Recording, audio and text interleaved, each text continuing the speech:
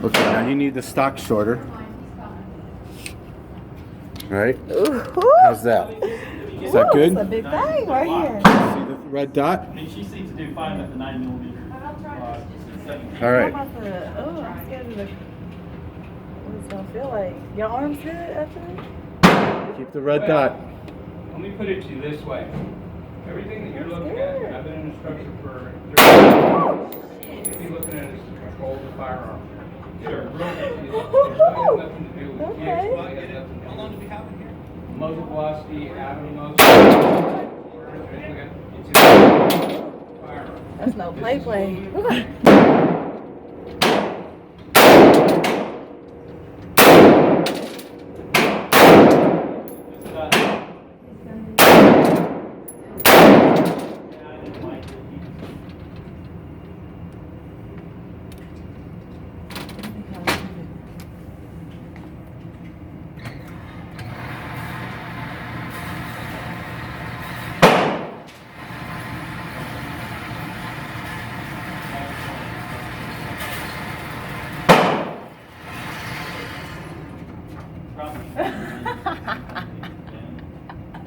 Nice.